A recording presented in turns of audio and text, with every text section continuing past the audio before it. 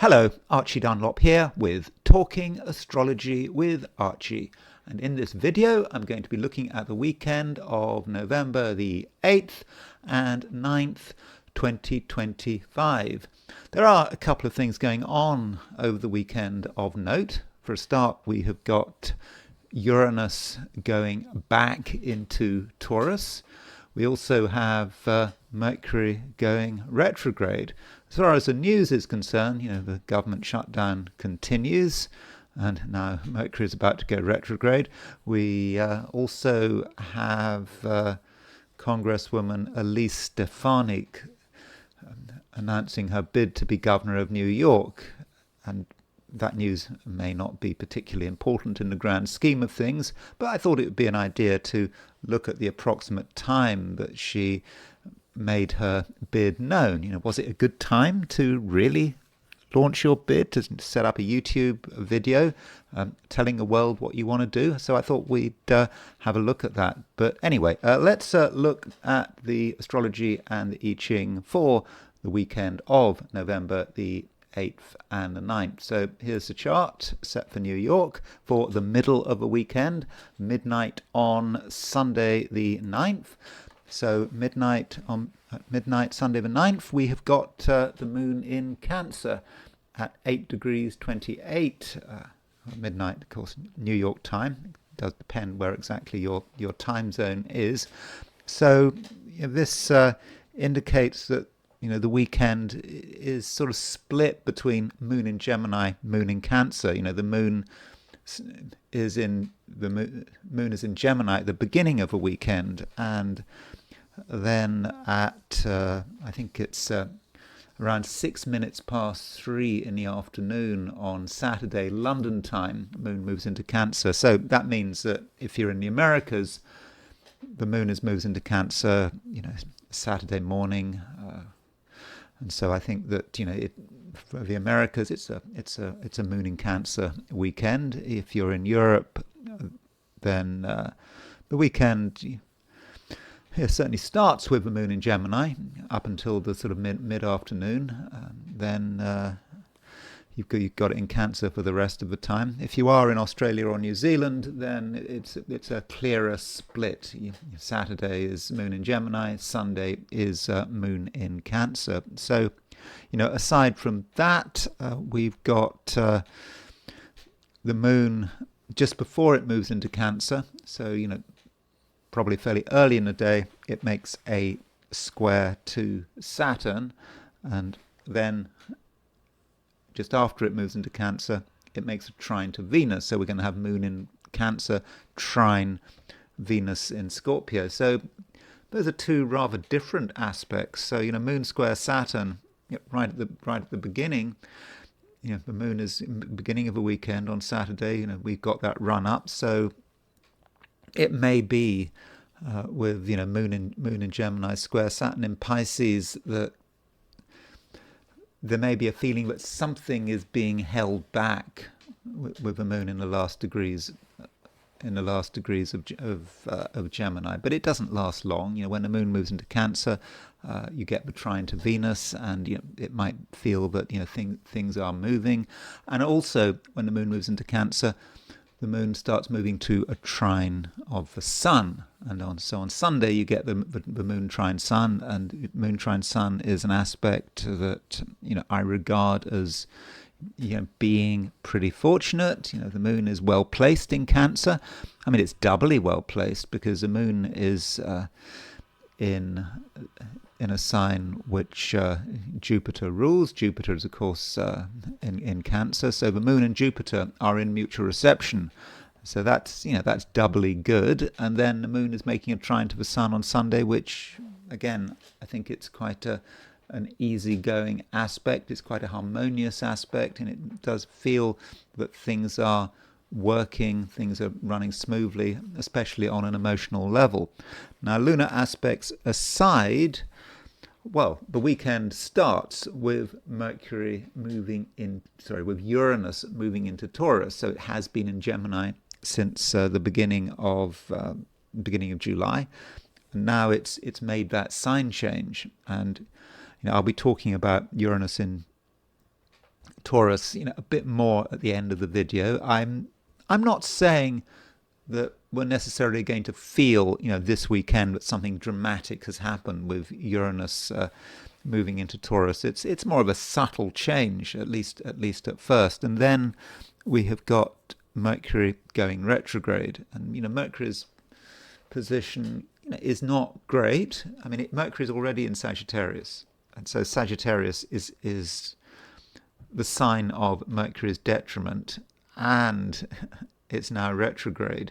And so what is Mercury about? Mercury is about the way we think, and we might have been sort of ready to make some kind of a decision. We thought things were becoming clear. Then Mercury goes retrograde, and perhaps we have second thoughts, and we shouldn't forget that Mercury is going to be retrograde, for the next few weeks. But I'll be talking about Mercury retrograde at the end of the video. Then we've got a couple of other aspects. We've got two Venus aspects. We've got Venus making a biquintile to Saturn, and we've got Venus making a square to Pluto. Now, that Venus biquintile Saturn is, it's about the kind of style that some of us, want to present, especially on Saturday. And with that biquintile, some of us might feel that it is best to keep things to ourselves, not to show too much emotion. This is particularly on Saturday when for some of us the moon will be in Gemini. So with this aspect, we just might feel that it is best to hold back. Even if we want to be free and easy on an emotional level, that Venus biquintile Saturn might mean that we might sort of deliberately have a sort of a restrained, even rather cold and aloof style, because it might seem to suit our purposes, and I don't think there's necessarily anything wrong with it. And also we've got Venus square Pluto, and Venus square Pluto, you could say, is an aspect which has an agenda. Venus in Scorpio square Pluto in Aquarius. What is that agenda? Well, the agenda for some of us might be control, wanting to perhaps have some kind of emotional control. Venus is in Scorpio, and we might still be getting used to Venus in Scorpio, and it's not an easy placement, Venus in Scorpio. And square Pluto is just kind of more of the same, isn't it? I mean, Pluto can be an intense aspect. Pluto can be an intense planet, and so when you have Venus square Pluto, things may be held back, but control does matter, or very often matters. And then there is a question of who controls who. So that's the picture set for New York. If we set the chart for Sydney, Australia, remember Sydney is a representative of Australia, New Zealand, East Asia, Vladivostok, the places on that rough meridian that goes through Sydney. So at midnight in the middle of a weekend, the moon is at 28 Gemini. It's what I was saying. So throughout Saturday, if you are in Australia or New Zealand, the moon will be moving through late Gemini, and the moon will be making a square to Saturn and a square to Neptune. So you've got those two aspects on Saturday. So if you are in Australasia, that might indicate that throughout the day there could be a certain uneasiness, a feeling that if you take a risk, it could go wrong, and you don't want to reveal everything. Certainly with Moon square Saturn, and it also sort of feeds into what I was saying with Venus biquintile Saturn. But when the moon moves into Cancer, things do change. So I think if you are in Australasia, don't regard Saturday as being the whole weekend. Sunday could be a very different day, and I think in most cases Sunday should be a better day than Saturday. So let's now look at the heliocentric view. This is putting the sun at the center of the solar system. And don't forget that Saturn and Neptune are now getting closer and closer to the heliocentric conjunction. So there's heliocentric Saturn at 0 degrees 9 Aries, Neptune at 1 degree 2 Aries. So Saturn and Neptune are within sort of less than a degree of one another, and that aspect will perhaps be weighing in on us. And it is just as a reminder that Saturn is making a conjunction to Neptune. We've got Saturn-Neptune conjunction geocentrically as well. So aside from that, we have not, I don't think, a huge amount going on. We've got Venus sextile Mars. So Venus is less than a degree to a sextile of Mars. Maybe that Venus sextile Mars is the main thing going on. And Venus sextile Mars is an aspect which I would regard as being, not too bad. It's about how we project ourselves and what is attractive and what is ugly. I think because it's a sextile, it's going to be more about what is attractive rather than any ugliness with Venus and Mars, because we're talking about appeal. How do we appeal to other people? And there is certainly always a way to appeal to other people.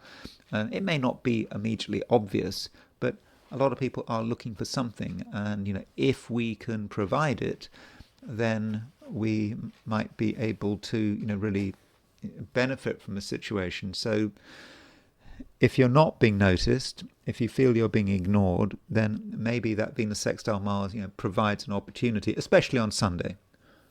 On Saturday, I think, for many of us, it just may be difficult to make an impression, especially if you're in, Australia and New Zealand, when you've got that moon square Saturn getting stronger and stronger, over the course of the day. So that's the broad astrological picture, and let me now look at things from the viewpoint of the 12 signs. So these are my forecasts for the 12 signs for the weekend of November the 8th and 9th, 2025. Aries. This weekend, you may be kind of repositioning yourself. I mean, you start the weekend with ideas, things you perhaps want to talk about, things you want to maybe just work out on your own, but the ideas are certainly there. And perhaps now, on Saturday, you feel you've kind of got a chance to sort of think things through. But when you actually look at what you are trying to achieve, it may not be quite as easy as you had imagined. You might suddenly come across a complication, maybe a rather annoying complication that you just hadn't thought about, and then you have to sort of look at it again, and you look at it again and again, and you get sidetracked. Then you get worried. Are you doing the right thing? Are you doing the wrong thing? And so it might be difficult to really get your ideas together, and you might reach the conclusion that some of the things that are really important to you, it can't be done, at least in the short term. Now, that might be also to do with the fact that Mercury is slowing down. If we're talking about ideas and communication, well, Mercury had recently gone into Sagittarius, and I think that you very much welcomed Mercury moving into Sagittarius, even if you consciously weren't aware of it, because Mercury in Sagittarius did offer the possibility of something new and maybe original. And of course now Mercury is not just in Sagittarius, but it's pretty close to Mars, your ruler. So ideas and the things that are original and moving things forward with your mind and perhaps with your conversation as well just could matter. But it just might be a moment, particularly at the beginning of a weekend, where you feel that it just can't be done. And now you've got Mercury going retrograde. So what it might be, Aries, is that you are someone who does tend to like things to happen quickly. You want instant action. And now that Mercury is going retrograde, you perhaps have to think about the next few weeks as a time of preparation, perhaps having to rethink things. And on a shorter term, by the end of a weekend, in fact, it could be Saturday morning if you're in the Americas, the moon is moving out of Gemini and into Cancer. And so with the moon moving into Cancer, this does remind you that there is so much going on at an inner level. All the things happening out there which seem so exciting, it just seems to be folding in on itself. And that might sound a problem, but I don't think it is a problem. And the moon, while it's in Cancer, does make a trine to the sun, and this aspect, I think, is pretty harmonious. It's smooth flowing, especially on an emotional level, but it's very personal. I think that if you were to try to be a normal Aries extrovert on Sunday, not that every Aries is an extrovert. That's not true. I mean, it sounds logical, but a lot of Aries do like to keep themselves to themselves. Not every Aries makes a lot of noise. But on Sunday, whatever your overall stance is, it just may be that just by enjoying your own company or enjoying the company of people you trust, that might be the way to go. And one other thing I should mention is that Uranus is moving into Taurus.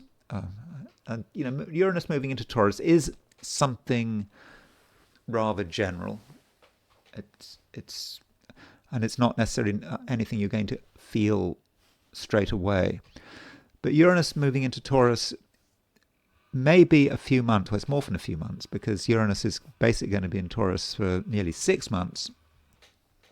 It just could be a time when you have to revisit old material. And this material could be of a financial nature. And so when you think about money, again, I'm not just talking about the weekend, but perhaps, over the next few weeks, you might be thinking more about the past. There might have been disruptions from the past, or maybe concerns from the past that you thought you'd moved away from. And now you realize that you have to go over it again. Now, that's looking at it from a negative perspective. Maybe there were things you were trying to create. You had ideas about money that you really wanted to enact, and maybe for one reason you didn't, or you didn't finish it off. And maybe on a positive note, with Uranus moving back into Taurus, you have a chance to create the kind of financial reforms that in the past you've been working on. Perhaps you've been working on it for years, but you just hadn't quite seen it through. And maybe now you have a chance to finish it off. Maybe the universe is telling you that there is something of a financial or material nature that you do need to do. It might be quite disruptive. Maybe you have to disrupt other people's lives, particularly if anyone's relying on you financially. Maybe you'd reach a situation where you'd perhaps cut off ties, or you'd rationalized your own finances, but that it has slipped a little. But now, with Uranus moving back into Taurus, you have a chance to perhaps assert your financial independence in a new way. Taurus. Uranus is moving into your sign. So Uranus had been in Taurus for quite a while. I mean, for years. I think Uranus stays in a sign for approximately 7 years. And so I don't know what you were doing over the last 7 years, but for many Taurians, it could have been a time when you did shake things up, where you made some changes, where you found a way to be original and to really stand out. And perhaps that's what you wanted to do. I mean, I don't know about myself. I have Taurus rising, and maybe with my Taurus rising, well, my ascendant is around 5 degrees Taurus. So Uranus went into my first house a long time ago, but maybe Uranus in Taurus, maybe it's about this YouTube channel. I mean, I set this YouTube channel up nearly 3 years ago. So maybe that was how the Uranus in Taurus was working for me. I mean, there are many other things which were being disrupted in my life. You don't want to hear about my life, and I don't want to project. But so I'm asking you to sort of think back about think back over the last 7 or 8 years and think about what was changing as Uranus was moving through your sign. And it could be that you did something dramatic, or that you wanted to do something dramatic. You wanted to stand out, but maybe you didn't see it through. Maybe you didn't do anything. Now, with Uranus moving back into Taurus, you have another opportunity. Even if your sun or your ascendant or your moon, however you're looking at these signs, is very early in the sign. When you could say, oh well, Uranus made the aspect 6 years ago, so it's not going to apply to you. It doesn't matter, especially if we look at the things from a whole sign perspective. And I think when I am doing these 12 sign forecasts, I think to an extent I am using a whole sign house system, a kind of a crude whole sign house system. So Taurus, whatever the degree of your ascendant or sun or moon, however you're looking at these 12 signs, Uranus moving back into Taurus, just gives you another chance. It gives you another chance to be original, to be different. And if you felt that you somehow missed your moment, don't worry, you have not missed your moment. And I think that you should be pleased that Uranus is moving back into Taurus. Yeah, sure, Uranus moving back into Taurus can certainly cause some disruption. Things won't necessarily be always easy.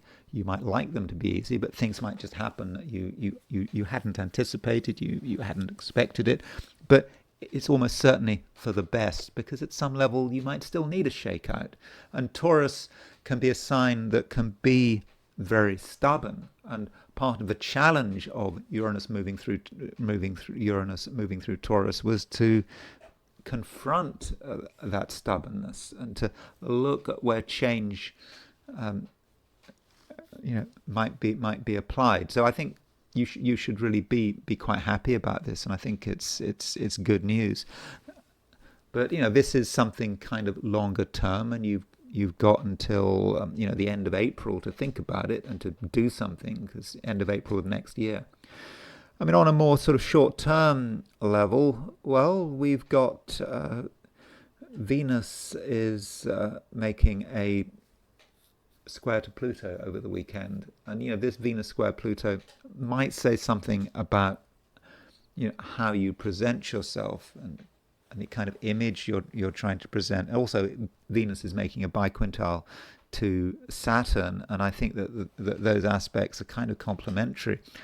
I think, Taurus, that you are going to want to be quite disciplined in terms of the image you present, and you may be very deliberate about it. You are going to sort of systematically want to develop the right style, the right approach, and it might mean that you're quite tough. Perhaps emotionally tough. However much you feel, you're not going to want to reveal everything. Some things, do have to be kept to yourself. And at the same time, with Venus square Pluto, you might be asking yourself, who has the power?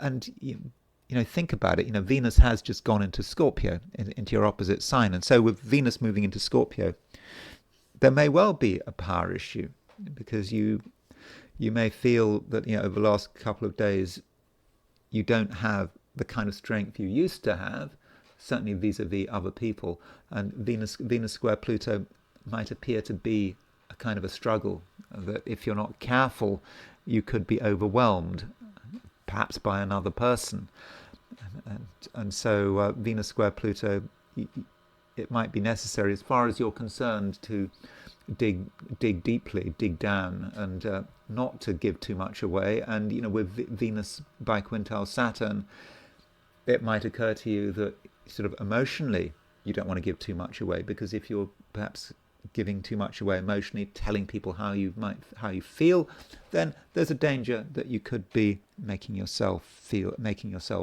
vulnerable. And if that's the way you feel, then go with it. And I don't want to really suggest that you are in a weakened position. This Venus biquintile Saturn is fundamentally a good aspect, and it allows you to take control through deliberate steps. Gemini. Uranus is now out of your sign. So you were getting used to Uranus being in Gemini. Uranus went into Gemini at the beginning of July, but now it's gone.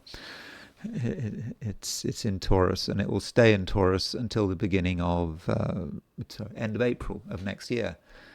Then it will come back to Gemini. So it could be, Gemini, that you might feel that something was in progress. You were developing something, and you were thinking about the future, what you were going to be doing in the future, what changes you were going to make, and it might have seemed rather exciting, or at least urgent. You didn't want things to continue in the same old way. But now Uranus has moved out of Gemini.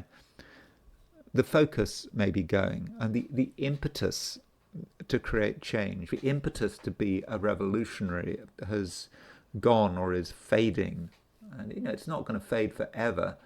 And it just could be that there's work you have to do elsewhere. Perhaps you need to work on your own feelings. Maybe you have to do more preparation. Perhaps you have to do preparation in private over the next what is it, 6 months nearly.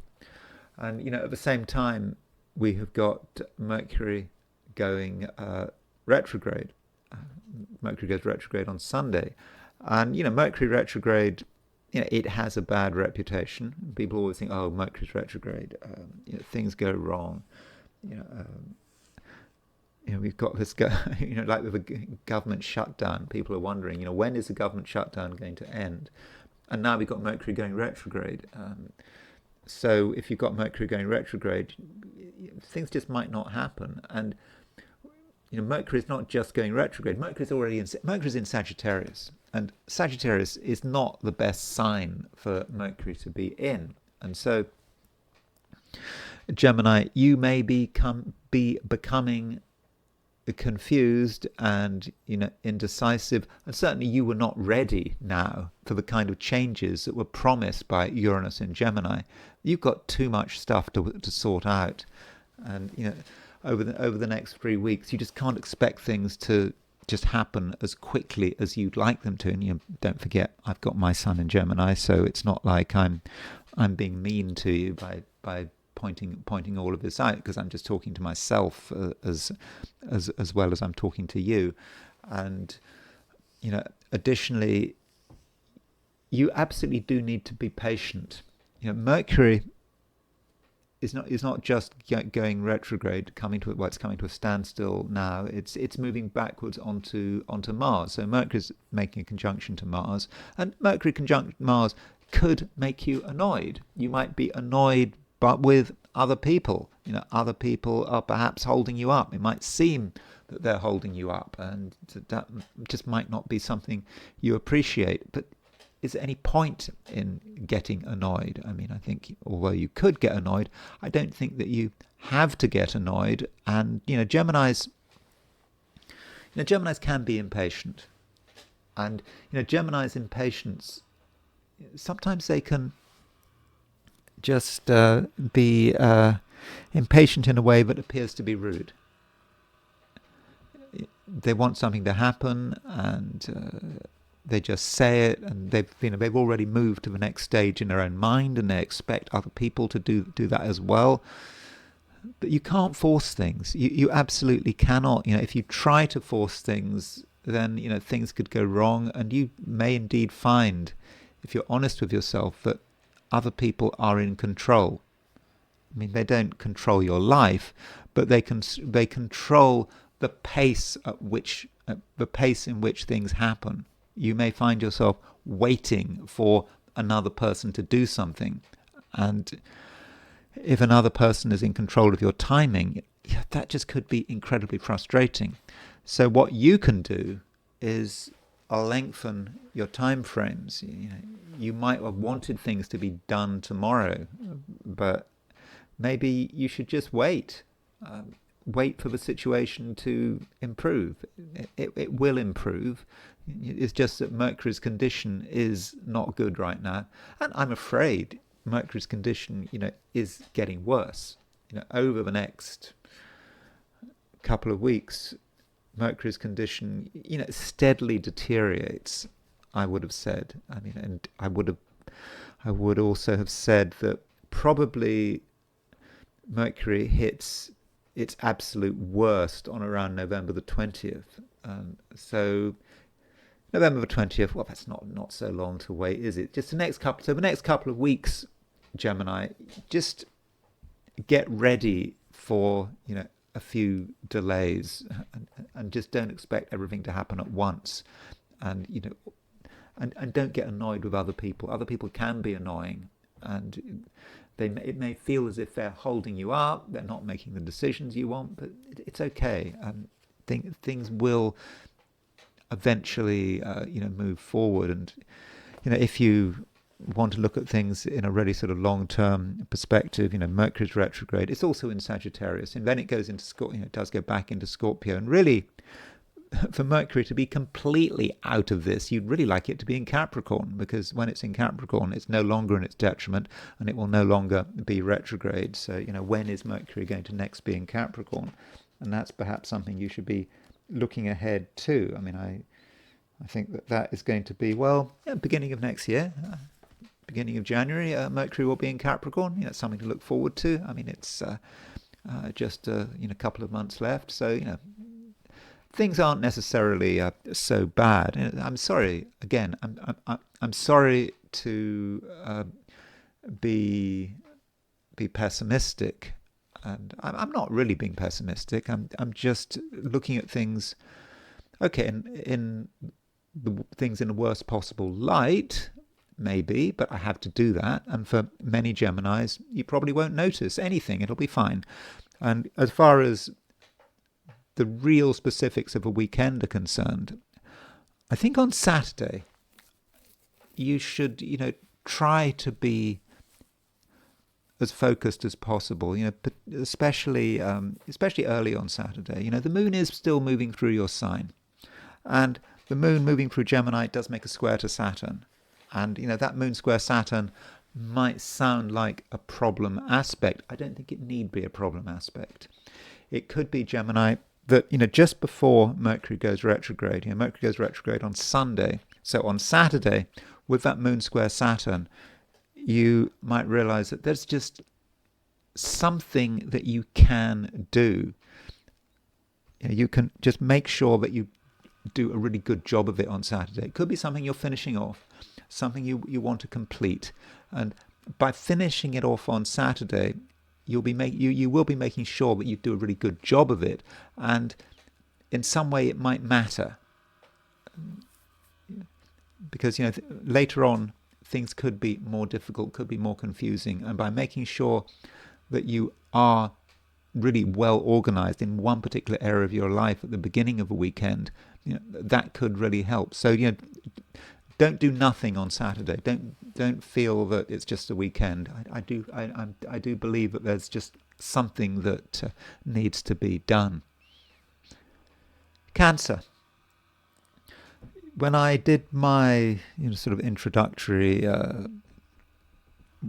spiel, if that's the right word, on the planets and what's going on, I mentioned that Saturday and Sunday could be rather different days. On Saturday, the moon is in Gemini. If you're in Australia or New Zealand, the moon will be in Gemini, all weekend. And then on Sunday, you've got the moon moving into Cancer. And there is a big difference between moon in Gemini and moon in Cancer. Moon in okay, we know that moon in Gemini is an air sign, but the key point at the moment about the moon being in Gemini is that it's square Saturn, square Neptune. And so at the beginning of a weekend, some Cancerians just might feel that you're being held back. things aren't moving as fast as you'd like them to, and your impulse might be just to retreat and do things your way. And if you don't do things your way, if you're forced to do things another person's way, well, it could be difficult. And with Moon square Saturn, that might indicate that you find one particular person problematic. Relationships may not be great at the beginning of a weekend, and it just might feel that you're being restricted, and that there are things you'd like to do and you can't do them, and it's just annoying. However, the moon does move into Cancer, and the moon in Cancer, it makes a mutual reception with Jupiter, because moon is in Jupiter's exaltation. I should make that clear. I think I talked about it as a sign by sign a sign by sign mutual reception. But what we've got here is we've got the moon in Jupiter's exaltation and Jupiter in the moon's sign. So both the moon and Jupiter are strong, and they do have powerful sort of connection with one another. And so moon moving into Cancer is good news. The moment it happens. Now, moon might move into Cancer if you're in the Americas on Saturday morning. If you're in Australia or New Zealand, it will move into Cancer very early on Sunday. So this moon Jupiter reception, moon Jupiter mixed reception is going to really help. It's going to allow things to really sort of come together. So as the weekend progresses, things do get easier for you, and certainly by the time you reach Sunday, I don't think you should have many problems. I think you can largely do what you like, at your own pace. And so if you've got anything you'd like to do, particularly if you want to enjoy yourself, I would focus your energies on Sunday, rather than Saturday. Now, we do have Uranus moving out of Gemini and into Taurus. I'm not convinced that this movement of Uranus is especially dramatic. It's not like these two signs, Gemini and Taurus. Well, particularly Gemini, are especially important for the average Cancerian. But it might be with Uranus moving into Taurus, you start to think again about how you'd really like things to be. Because Taurus, from a Cancerian perspective, can be a sign connected with your hopes and wishes. And, what do you hope for? How would you like things to be? It goes beyond your ambitions. And so with Uranus moving back into Taurus, you have another chance to think about how you'd like things to be. And you might have thought you'd worked it all out over the last 7 years. Then Uranus moved into Gemini, and that was a completely different energy. And so over the next 6 months, you've got another chance, Cancer, to think it all through. How would you really like things to work? How would you imagine your life to unfold over the next, not just necessarily over the next few years, but over the next few decades, maybe for the rest of your life? And so have some serious thoughts about that, and also consider how other people are supporting that. Other people do matter. We are, to an extent, defined by our social environment. And so if we're hanging out with a certain group of people, we're inevitably going to be impacted. And it might be that you have another look at who you're associating and who you're not associating with, and you might want to make some changes, or perhaps it's just fine-tuning. And so, over the next 6 months, do pay some attention to your social environment. It might not be perfect, and Also, since July, it's possible that there's someone you have been distancing yourself from. Maybe you didn't do anything deliberately, but just the distance is increasing. And perhaps this isn't a good thing. Perhaps this person is necessary. You need them, or it would be useful to have them around, and perhaps you're now realizing that it would be good. So don't abandon anyone. Don't think that the last 6 months, not 6 months, sorry, it's not 6 months, July, August, September, October, whatever, last 4 months or whatever, while Uranus is being in Gemini, have changed everything for good. You can perhaps reintroduce yourself to people you might have distanced yourself from. They might be sort of moving towards the exits, but now you can draw them back. So that is something you perhaps should be doing. We also have Mercury going retrograde, and Mercury going retrograde on Sunday, and of course Mercury's retrograde for 3 weeks. I'm not saying that Mercury going retrograde is going to have a huge impact on you, but it could be that you are slightly disappointed by your attempts to sort of get things together. You'd like to get things together, and you have ideas about how things should be planned, maybe quite big ideas about how things should be planned, and you want to execute these ideas, and you try your hardest, but over the next 3 weeks, it may be difficult. It may be that just conditions keep changing. You think you know how to sort things out, then something happens, and something else happens, and all your efforts could go to waste. So perhaps with Mercury going through retrograde over the next 3 weeks, maybe you shouldn't put too much energy into creating perfection, because conditions are changing, and big attempts to change your fundamental routine, to organize yourself, to organize your world, should maybe be sort of put on hold until Mercury finally goes direct. But that's not too long to wait. Mercury goes direct at the end of the month, I think on November the 30th. Leo, I am mentioning Uranus in these videos. In this video, Uranus is changing sign, and I think that this is important, Leo, because it may remind you of something you might have forgotten, or something you thought you'd dealt with, but maybe you haven't quite dealt with it. So what are we talking about here? So Uranus changed sign on July the 7th. I think it was July the 7th of this year. It moved into Gemini. And before that, it was in Taurus. And now Uranus is back in Taurus. And Taurus in the Leo chart is an important sign. It is about your ambitions. It's about your direction, where you want to go.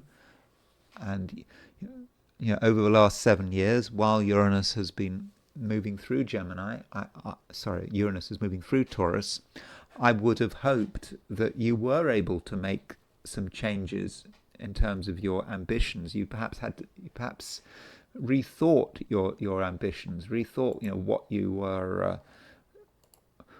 were trying to do, what you were trying to achieve, and hopefully you were capable of being quite radical about it, and you were able to do something which really presented you as someone who was an individual, a real individual. And it could have been about your career, but it could have been about something else, the whole way in which you were trying to move forward. And then Uranus moved out of Taurus into Gemini, and it just could have felt that something had changed. It might also have felt that you had lost an opportunity. You tried as hard as you could. You made a lot of changes. Hopefully you made these changes, but maybe you didn't. Maybe you didn't complete it. Maybe you just didn't get it together. And what Uranus moving back into Taurus means is that you have another chance. That's the great thing about retrograde planets. When planets retrograde from one sign to another, they give us another chance. And you are being given another chance. So if you were trying to make changes to yourself, to your direction in life, it's not over, and it could be that Uranus moving through Taurus. Okay, it's the last few degrees of Taurus. While it moves through the last degrees of Taurus, in between now and the end of April of 2026, things might happen. Things might happen that you hadn't necessarily expected, but which could nonetheless, be important, and you might have to respond. And these things happening, they are created by the universe to help you along, to perhaps challenge you. So if you have been trying to institute change over the last few years, the process can now continue. You have an opportunity to have a review about how you see your ambitions, how you see the way forward, the road ahead. And if you're not happy about things, if you feel that things have been stagnating, then don't worry. The next 6 months certainly give you a chance to put things right. Assuming that things are wrong in the first place, it may be the case that you can take things even further. So if you have made a lot of changes over the last 7 years, then you can really start to see them through, really fine-tune them. So overall, I regard Uranus moving into Taurus, Leo, as being a good thing, and it's going to really help you move forward and really sort of realize your potential.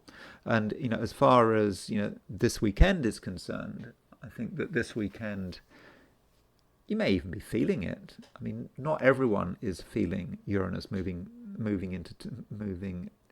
into a new sign, but I think you might be. Perhaps it's because Taurus, is an angular sign in the Leo chart, because Taurus in the Leo chart represents direction, career, and ambitions.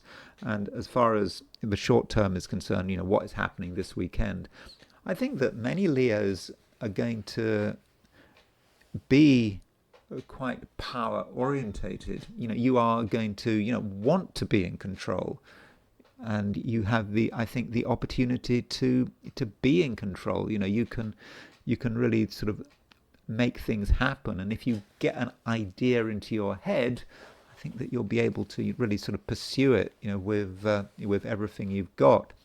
And finally, there is relationships. Well, it continues perhaps on the theme of control. I think you are going to want to be in control, and I think that you can assert yourself. So if you are in any one-to-one relationship, you're going to certainly be able to look after yourself. But if you do get close to anyone this weekend, things may not be entirely straightforward. Remember, we've got a square aspect between Venus and Pluto. Venus has just gone into Scorpio, and a lot of people are sort of holding on to things. They're not being especially forthcoming, especially on Saturday. So it could be that relationships should be de-emphasized on Saturday. Sunday, it's a different picture. The moon will be in Cancer for sure. It will be making a trine to the sun in Scorpio. And so that moon trine sun in Scorpio, I mean, it's not a very out in the open aspect. It's quite a private aspect, but it's a fortunate aspect, and it does allow you to be quite sort of fine-tuned, sort of emotionally. You do have a feel for what is going on, and you're going to be relatively sensitive, and I think that should help as far as one-to-one relationships are concerned. Virgo. Uranus matters. Uranus has been moving through an important part of your chart. It's been moving through Gemini, just moving through the first couple of degrees of Gemini. And Virgo, it might have been a time when you were trying to institute some changes, and you felt that perhaps your current direction in life wasn't quite good enough. It might have been fine up to a point, but things could have been better. And so since early July, you were perhaps thinking about, what changes could be made, and you perhaps were thinking about quite revolutionary changes. But now Uranus is moving out of Gemini and back into Taurus. And so what that might mean is that you need to rethink things. And the way it works, or way it could work, I think I've already mentioned this, but just in case you didn't hear me, it could be that you have a situation where ambition needs to rest on a sort of a broad moral and spiritual code, if that's the right word. You need to have an outlook. What is your outlook? What do you believe? Once you know what you believe, you can start to think about what you want to do. I mean, it's no good just wanting something just for the sake of it. You might, for example, be able to be very successful in an area which you regard as being unethical. And different people have, different ethical approaches. I mean, for example, some people would regard astrology as being an unethical profession, regardless of whether or not they're successful at it, particularly from a Christian perspective. There is a Christian view that it is wrong to be an astrologer, and so success on its own is not enough, and it applies to lots of professions. I mean, I don't know, you could be selling cigarettes or selling alcohol or lending money, whatever it is. And we all have our own code. We all have our morality and our philosophy. And maybe over the next 6 months, while Uranus is back in Taurus, you have a chance to reconsider what is right and wrong. What do you really believe in? And by the end of April, once Uranus goes back into Gemini, you'll be able to have another look at what you want, your ambition structure, and you will now be secure in your own in your own morality and your sort of philosophical completeness. So that might be the real meaning of Uranus moving into Taurus. So you can't just be ambitious for the sake of it, or be looking for status, or just trying to progress your ego in whatever direction feels easiest. No, it's got to be right for you. And I think that with Uranus now moving through Taurus, it just could create some essential philosophical grounding. Now, while Uranus moves back into Taurus, at this moment, as Uranus moves back into the last arc minutes of the sign, Mercury goes retrograde. Well, we can't avoid Mercury going retrograde, and of course, you're a Virgo. Mercury rules Virgo, and so it's very likely that Mercury going retrograde is going to have an effect on you. And remember, Mercury stays retrograde for about 3 weeks. And so, while Mercury is retrograde, things might not be quite as smooth as you'd like them to be. There might be delays. I mean, there are going to be delays for all of us, but those delays might be especially impactful, if you are a Virgo. And so, things need to be reconsidered. And you might have been planning on something and it all looked good, and now you've got to stop what you're doing. Or if you've got anything big planned in the short term, maybe it should be postponed. Maybe it will be postponed. You can't necessarily rely on other people. And I'm thinking about anyone. Could be anyone. Could be members of your family, people you trust. They could let you down. They could have a change of mind. They could have a change of plan. And it's important that you don't get annoyed about it. Remember, Mercury is moving towards a conjunction with Mars at the moment. And so with Mercury moving towards a conjunction of Mars, I mean, I say moving towards, Mercury once it goes retrograde on Sunday, it's going backwards. Mars is going forward, so these planets are really smashing into each other. And yeah, that could make you annoyed, and it could make you annoyed with members of your family. It could be annoyed with things going on in your home, and that might be another thing to think about. So if you're planning on doing something in your home, perhaps you're planning on doing repairs or making some changes or redecorating or whatever. Again, things might go wrong. You might change your mind.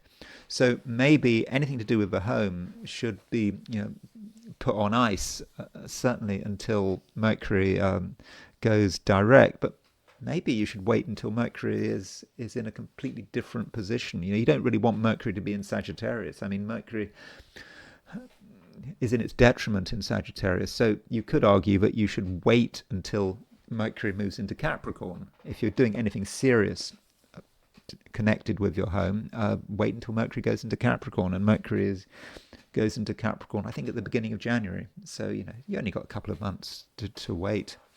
So that's a couple of challenges that you perhaps have to deal with. On a sort of a longer term, we've got Uranus going back into Taurus, and I think that is a challenge that is more about the next 6 weeks. Then you've got the challenge of Mercury going retrograde, which is more of a shorter term challenge. And as far as the specifics of a weekend, you might on Saturday feel that you have to get certain things done, certain things sorted out, particularly early on Saturday. It's going to be hard work, and you might find that certain people are disruptive, and they just make things more confusing than they have to be. And so in that situation, I would recommend that on Saturday, if you've got anything important to do, it might be best if you do it on your own, because if you involve other people, then they just might create unnecessary difficulties. But the moon does move out of Gemini, it does move into Cancer, and moon makes a trine to the sun, and so that moon in Cancer, trine sun in Scorpio, I think it's a great aspect, and I think it should be great for you. And I think that on Sunday, I think you can have a good day. I think you can enjoy other people's company, and I don't think that there's going to be a great deal of pressure. Libra. I have been talking about sort of two events happening over the weekend. One event is Uranus moving out of Gemini into Taurus. The other event is, of course, just Mercury, going retrograde. And, when you're talking about the Uranus sign change, it's quite subtle. It's not like you feel it straight away. But I think it does matter. And perhaps you have to think about, what it means for you. And so in July, beginning of July, Uranus moved into an air sign, moved into Gemini. And of course, you're a Libra. And so Uranus moving into Gemini could have been a time of increased awareness. You perhaps becoming aware of new things, new possibilities, and you perhaps had ideas about what you believed in, your underlying philosophy, and it's always good to know what you believe in. If you have a set of beliefs, it just makes things so much easier. And with Uranus in Gemini, you perhaps felt or are feeling that by changing your beliefs you can change your luck, and that's a good way of thinking, maybe. And Uranus is going to stay in Gemini for a long time. It's going to stay in Gemini for the next 7 years or so, or something like that. But Uranus, having gone into Gemini, moves back into Taurus. So that's the thing. And Uranus will stay in Taurus until the end of April. And what this means is that you you have to go back further. You have to perhaps think about things which you don't necessarily want to think about. Taurus is quite an intense sign, and you could say that it's too intense for the average Libran. You like things to be straightforward, you like things to be simple, but Uranus in Taurus is, encouraging you to dig deep, not to look at things at a surface level. And this might have said something about the last 7 years. Uranus, Uranus, went into Taurus, well, quite a long time ago. I think Uranus went. Let me just tell you when Uranus went into Taurus. So Uranus went into Taurus 20.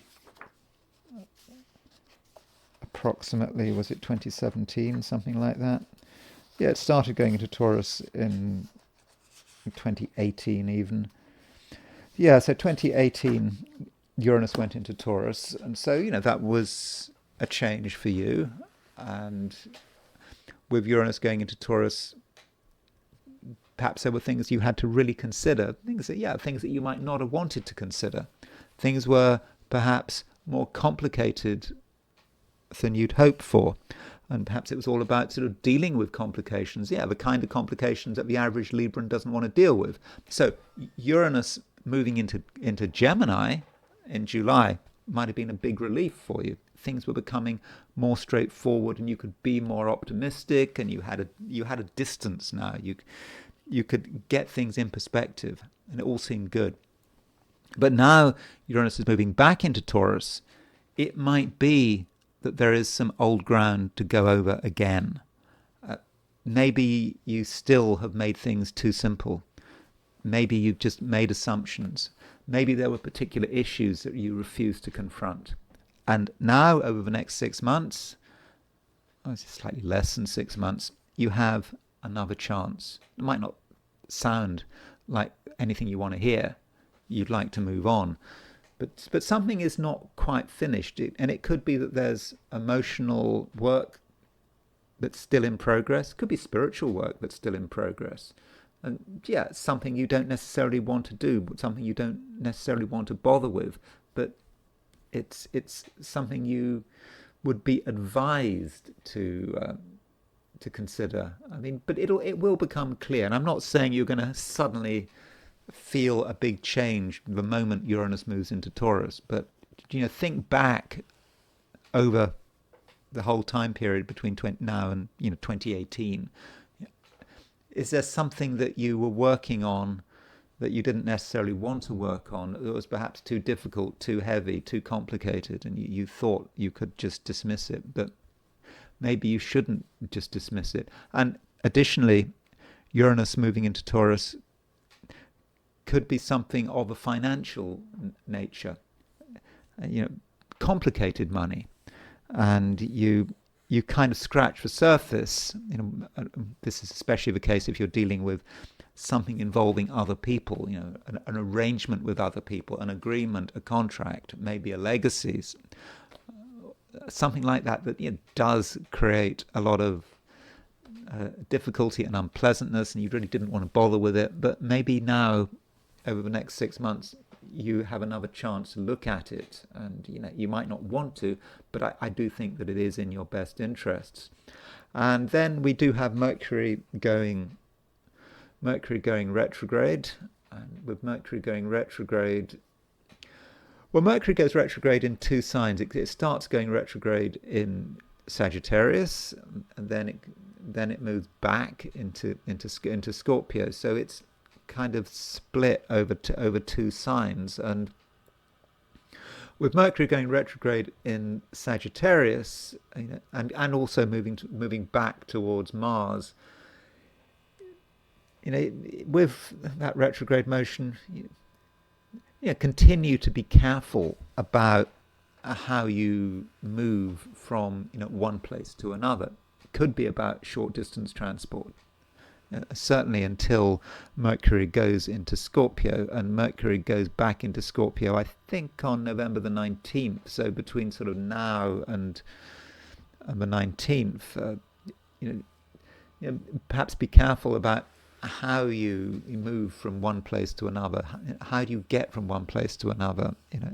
Whether it's foot, bus, your own car, whatever method you use, don't allow things to annoy you, because the process of moving just can be difficult.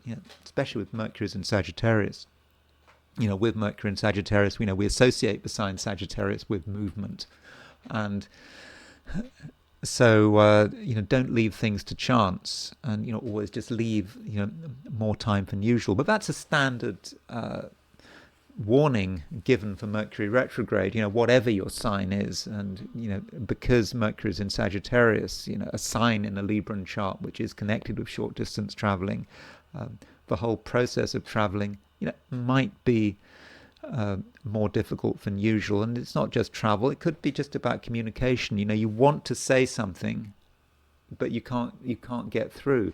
So maybe if Mercury is going retrograde on Sunday, if you've got something to say, something that needs to be said, maybe you should try and get it out of the way on Saturday rather than wait until Sunday or afterwards, when lines could get increasingly crossed. But we have to remember, with Mercury retrograde, it does happen a lot, and most of us survive Mercury retrograde. And I sometimes feel that Mercury retrograde really only impacts astrologers or people who are aware of astrological movements. But still, I did have to say something about it. Scorpio. Uranus is moving back into your opposite sign. It's moving into Taurus. And it doesn't stay in Taurus for that long. I mean, it stays in Taurus for just under 6 months. End of April, moves back into Gemini. But while Uranus is in Taurus, it's possible that you have to revisit old issues, perhaps old issues connected with another person. If you think about Uranus in Taurus, from a Scorpio perspective, I think that the standard astrological description of that would be something like: other people could be a law unto themselves. Expect changes in relationships. Expect new people to move into your life. Perhaps old people moving out of your life. And so there could have been a lot of turmoil with relationships while Uranus was moving into Taurus. But of course, there is always a certain amount of hyperbole with that, just being overly dramatic. I mean, Uranus is a slow-moving planet. It's transpersonal. It doesn't always affect us as individuals. So maybe it's of no consequence, the fact that Uranus is moving back into Taurus. Well, unless you're a very late Scorpio. I mean, so if you're, for example, if you're looking at this from a sun perspective, if you were born, say, on, I don't know, 17th, 18th, 19th, 20th, even 21st of November, or if you've got an ascendant of 28, 27, 28, 29 Scorpio, it might have more impact. So we don't want to exaggerate this.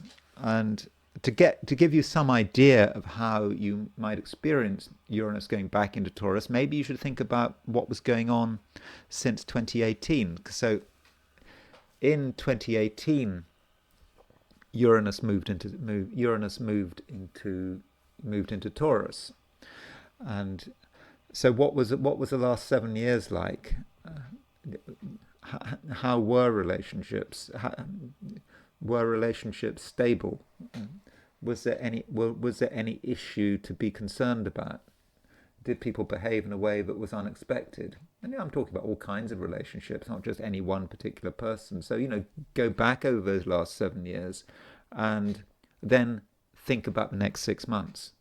Is it possible that there is any issue that you didn't really see through in the period from 2018 onwards? You didn't see it through, and you still need to pay attention to it. And if so, then over the next 6 months, while Uranus is in Taurus, you have another chance.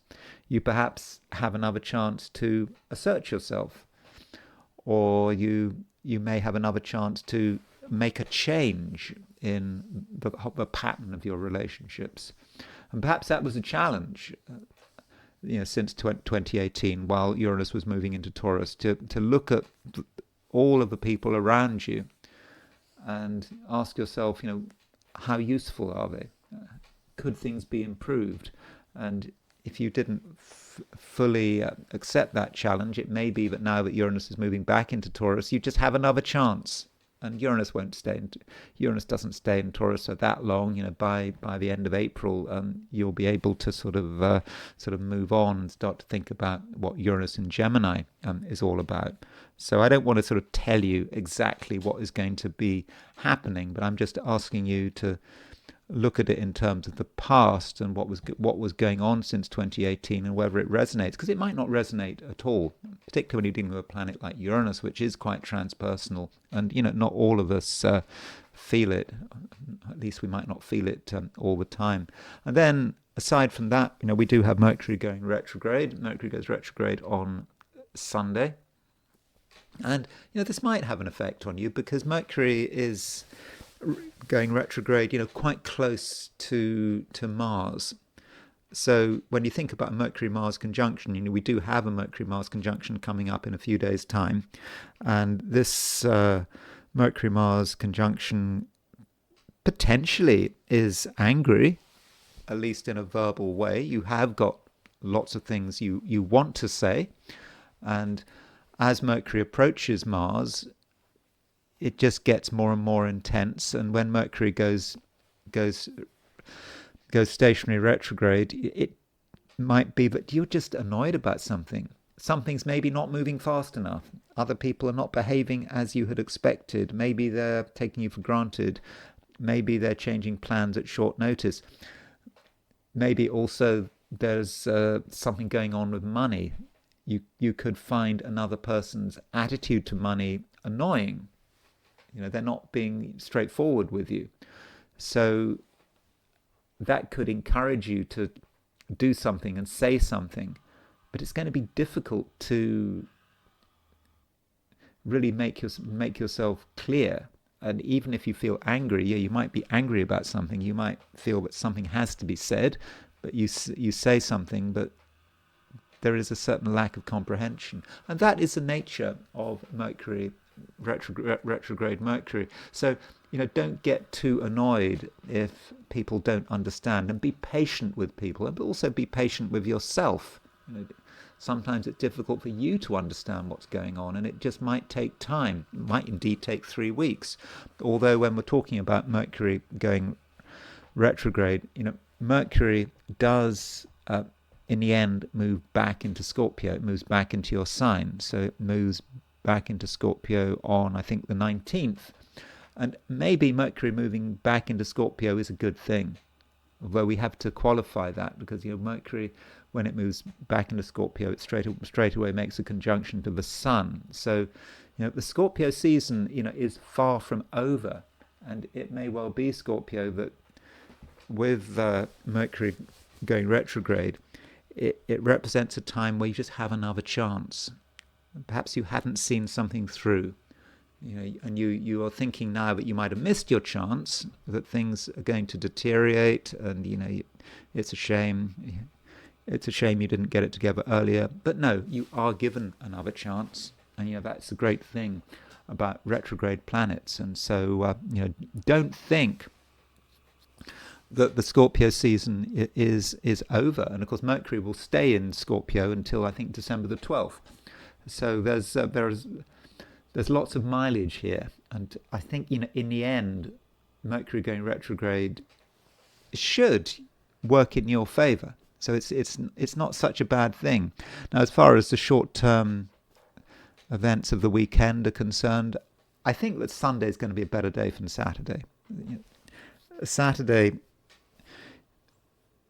could be just difficult, Okay, in the Americas it needn't be so bad. I think that Saturday morning, early morning, might be difficult. I think things start to improve once the moon moves into Cancer. But if you're in Australia, the moon doesn't move into Cancer until Sunday. But overall, whoever you are, Saturday just might be a day where things take time. Things might be more complicated than they should be. But then on Sunday, I think that things do start to move. The moon will be in Cancer. The moon will be making a trine to the sun. Moon in Cancer making a trine to the sun in Scorpio. So you should have a considerable amount of freedom. And if there's anything you want to do, Scorpio, I think you certainly can do it. And at the same time, it may be a time when you can be thinking about your horizons, where you should be going. And the moon is not just making a trine to the sun. You could say that the moon is making a grand trine involving the north node. So on Sunday you've got moon in Cancer, trine the sun in Scorpio, trine the north node in Pisces. That is a great grand trine in water signs, and it allows you to not just be yourself, but to think about where you would like to be going and what you would like to be doing. And I think that many Scorpios on Sunday can just do things which are really great, which are quite creative, are a real expression of who you are. So do focus on Sunday. I know that Mercury goes retrograde on Sunday, but I wouldn't worry about that too much. I think that Sunday is a day when things really can be flowing for you. Sagittarius. Well, there are things going on. We've got Uranus changing sign. We've got Mercury stationary retrograde. As far as Uranus is concerned, Uranus has been in Gemini since the beginning of July. And I don't know how you've experienced moon moving through Gemini. It's possible, Sagittarius, that with Uranus and Gemini, you might have found certain people irritating or difficult to predict. I think there has been a sort of an interpersonal side to Uranus in Gemini, and really appreciating that other people are a law unto themselves, and their actions can really be very disruptive. And perhaps this was really emphasized in over the last few days when you had Mars opposition Uranus. That for some of us was quite a difficult aspect. But Uranus moving out of Gemini, it could be that there are certain issues of an interpersonal nature that are not going to be quite so important. So perhaps we shouldn't just be thinking about what it means positively for Uranus to move into Taurus, but what it means for Uranus to no longer be in Gemini. So if you have been concerned about a relationship over the last 4 months or so, maybe the issue will start to sort of move into the background. It won't be so pressing. And that might give you more freedom and more space. And you shouldn't just have a sense of relief. If you have over the last 4 months realized something about a relationship, it's not quite as good as you'd like it to be, or there was something about it that you didn't appreciate, or it could be positive. Maybe you were starting to see how wonderful another person was. I mean, that could be a way of looking at it. And Uranus is not just a bad aspect, it can be about surprises. But with Uranus moving back into Taurus, you might just start to sort of forget about the relationship issues that might have been bugging you and be starting to focus on something else. And maybe that's a shame. So keep in mind relationships, over the next 6 months between now and the end of April, while Uranus is moving back through Taurus. And, because Uranus does go back into Gemini in the end. Uranus is not finished with Gemini; it's just starting. So perhaps with Uranus moving into Taurus, you have an idea now about where the work is required. And now with Uranus moving into Taurus, you can start to work on what needs to be worked on, because if you're working on yourself and sorting yourself out, that might be useful preparation. And maybe also with Uranus moving into Taurus, there was something you've been trying to get together since maybe 2018, when Uranus first went into Taurus, I think. Or did it? I think it was 2018. It was around then. Maybe it was 2017. But when Uranus first went into Taurus, there was perhaps a new sense of obligation, and you were perhaps trying to work on something, organize it. Maybe you didn't quite finish, and so maybe with Uranus moving into Taurus, you have an opportunity to finish something off. You don't really want to finish it off. You'd rather be doing something else. But if you have a disciplined approach and you're prepared to look at the past and look at what hasn't been done in the past, I think that you can really sort things out for yourself very well. And aside from that, we have got Mercury going stationary retrograde. With Mercury going stationary retrograde, well, this matters because Mercury is in Sagittarius, and with Mercury in Sagittarius, it might have felt that things were really starting to move. You enjoyed Mercury being in Sagittarius, or you are enjoying Mercury moving through Sagittarius, and there were things happening. You're perhaps now able to express yourself in a new way. The ideas are flowing. But with Mercury going retrograde, you have to ask yourself whether your ideas really are practical. And it's not that the ideas themselves are useless, it's just that they might need to be reconsidered. And that's what Mercury retrograde is all about, or can be all about. You feel sure of yourself just before Mercury goes retrograde, and then things happen. Things are more difficult than expected. There are delays, and you find yourself surprised by other people's behavior, and then you have to kind of go back to the drawing board, and that is healthy. But as a Sagittarius, that might be frustrating. And remember that Mercury does eventually leave Sagittarius and move back into Scorpio. But before it leaves Sagittarius, it makes a conjunction to Mars. And so with Mercury conjunct Mars, this aspect is now pretty close. And I think you're already beginning to feel it. I think it's exact in the beginning of next week. And with Mercury conjunct Mars, there just may be things that are just annoying you. You're going to be particularly annoyed if things don't go to plan, if things get cancelled, if people go back on their promises. And you ask yourself, is it worth getting annoyed? And it probably isn't. And perhaps the best you can do is, rather than express irritation, create a situation where you can allow everyone to communicate. People do need to communicate, and people need to communicate in such a way that they're not going to be condemned or criticized. Even when Mercury is retrograde, you might think Mercury going retrograde, is a bad idea to talk, but it's a good idea to talk in an honest way, to talk about how things, might go wrong and what can be done. And, as you move into Sunday, the moon will be in Cancer. It will be making a sort of a mixed reception with Jupiter, because the moon is, in the exaltation of Jupiter. Jupiter is in the sign of Cancer.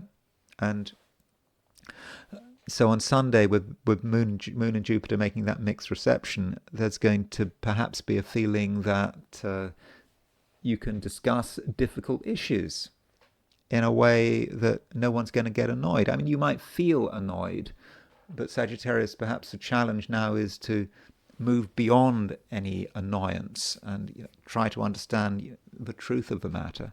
And this is in keeping with where you are at the moment. Jupiter, your ruler, is in Cancer. This does or should give you, an increased level of understanding of other people's weaknesses, and being also able to sort of understand their point of view. So do make a special effort to be reasonable, and in that way you can manage Mercury going retrograde.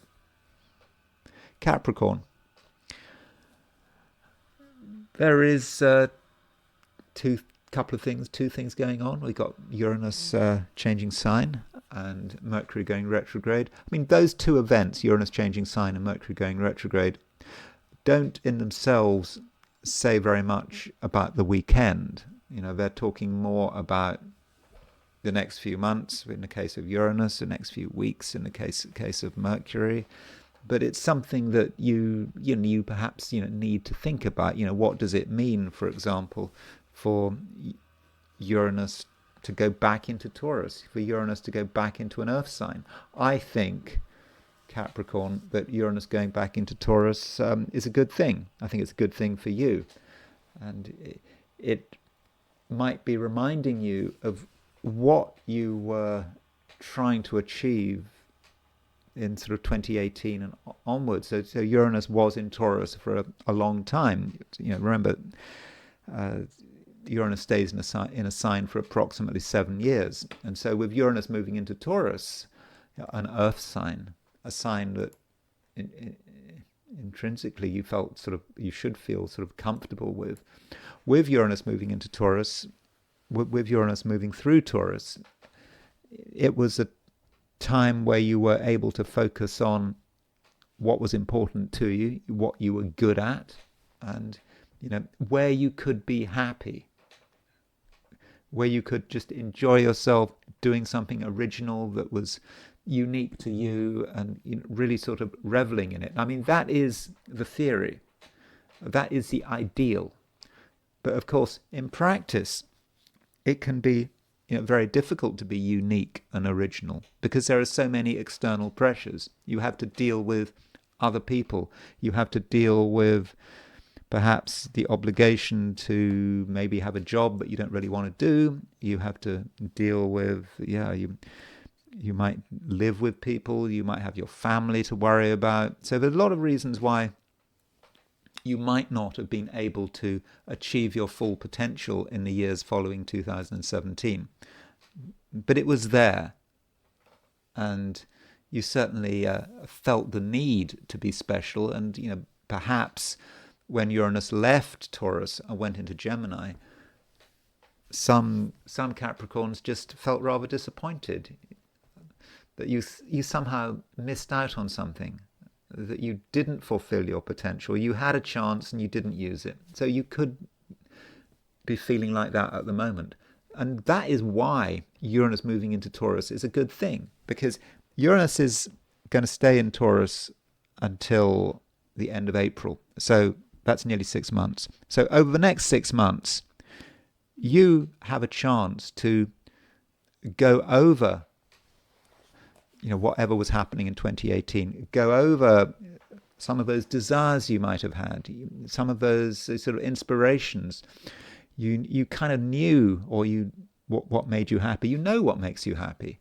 And now that Uranus is in Gemini, you may be you may be feeling, oh, well, yeah, that was a shame. But anyway, Uranus is moving back into Taurus. So you have a chance to revisit your creative potential and to make sure that finally you are noticed and that you are doing something special, doing something that is really important to you. I mean, I said noticed. It doesn't actually matter to be noticed, does it? If you're doing your own thing, if you are happy, you don't actually have to be noticed at all.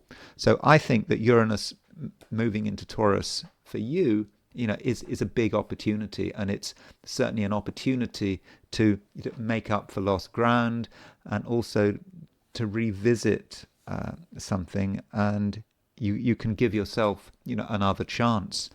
And then we've got Mercury going retrograde. I'm not convinced that Mercury going retrograde is going to have a huge impact on you. I mean, it doesn't have any direct relationship to you. I mean, Mercury is not in Capricorn. It's not your ruler.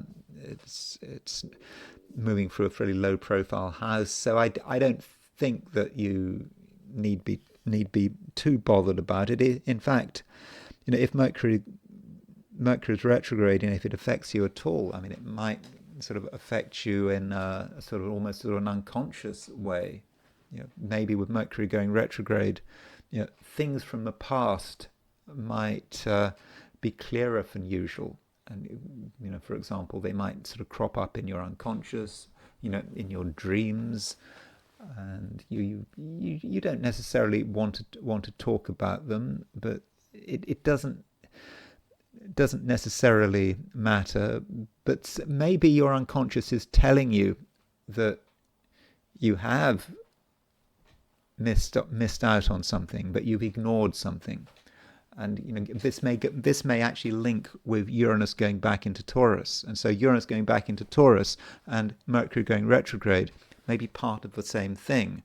So you are being told what you should be doing. If you have a dream where you are doing something you enjoy doing, or you feel a sense of regret, and your dream world is giving you a sense of regret, then don't worry about it. That's a good thing, because it's telling you that regret is perhaps unnecessary, and your unconscious maybe wants you to do something, and wants you to do something which is fundamental to who you are, and you may be getting messages, and that might be how Mercury retrograde is working. And don't forget that Mercury's position for everyone isn't great at the moment. It's retrograde at the moment. It's in Sagittarius. Sagittarius is not a great sign for Mercury to be in. It's in its detriment, and Mercury goes retrograde into Scorpio. But Mercury will, in the end, move into Capricorn. Mercury moves into Capricorn beginning of next year, beginning of January, and so that's maybe something to be looking forward to. And maybe when Mercury goes into Capricorn at the same time as Uranus is moving through Taurus, that will be a chance when you can really launch yourself. So don't feel that anything has to be done. And with Mercury retrograde, I'm not convinced that you need to worry about that too much. Oh, and one other thing, Sunday, we've got Moon in Cancer, trine Sun in Scorpio. Moon is in Cancer. It's in your opposite sign. It's very well placed. It's in its own sign. It's in the exaltation of Jupiter. Jupiter is in the sign of Cancer. Moon Jupiter mutual reception, mixed mutual reception, and that trine should really help as far as getting on with people. And so if you have found it difficult to relate to other people, or there's been any disagreement, or somehow there's been a sort of certain lack of compatibility, I think you can resolve it quite quickly. You have the chance. And additionally, talking about relationships, we do have Venus biquintile Saturn over the weekend, and so Saturn is your ruler, and this Venus biquintile Saturn allows you to make an effort. You can make an effort to be the kind of person you want to be, and also you can make an effort to get on with people. So if you're not getting on with someone and you want to get on with someone, you know what to do, and so you can almost contrive it. I know one shouldn't be too keen to contrive things. It sounds a bit fake, but just a bit of effort on your part can go a long way towards smoothing things over. So I think by the end of a weekend, relationships may actually be running quite smoothly. Aquarius. Uranus is a planet that is probably quite important to you. As you know, I don't believe that Uranus is a ruler of Aquarius. As far as I'm concerned, Saturn rules Aquarius. But I'm prepared to concede that Uranus has an association with Aquarius. And so, that does mean that what Uranus is doing, does matter. And Uranus is moving back into Taurus. And with Uranus moving back into Taurus, this might say something about living arrangements. Could say something about your relationships with your family. And perhaps you need to go back to the time prior to July of this year. So because Jupiter was Uranus was approximately moving through Taurus between 2018 and July of this year, and over that sort of 7 years or so, there could have been changes at home. Your ideas about where you were living could have changed. You may have wanted to create changes at home, and it could have been about your physical home, where you lived, where you wanted to live. It could have been about how your home was arranged. It could have been about relations with your family. So there could have been a sort of a domestic feel to this. And you might have felt when Uranus went into Gemini that things were moving on, and you were now dealing with new challenges, that your home was perhaps of secondary significance and there were other things to get excited about. But now that Uranus is moving back into Taurus, we could be talking about unfinished business, something relating to where you live that becomes important again. Now, this could work in many ways. In quite an extreme way, you might have made a decision that you wanted to move, not just move your house, but perhaps move to a different place, different country, different state, whatever. You really felt that movement was important. And because it's Uranus. Uranus is about doing something really quite dramatic. And then it just didn't, perhaps nothing came of it. And you moved on to new challenges. But now that Uranus has moved back into Taurus, you perhaps have to revisit that desire to make a change. You didn't quite see the change through, and now you have another opportunity. Maybe it's more than an opportunity. Maybe there's an obligation here. So do think about your home. Not necessarily over the weekend, but between now and the end of April, while Uranus is moving through late Taurus, so that you can just get an idea about what it is that needs to change, because it does seem that fundamentally something does need to change, and it's to do with the fundamentals. What is security? Where do you feel comfortable? Now, I don't want to sort of exaggerate, though. Uranus is an outer planet. It's a transpersonal planet. It's a discovered planet.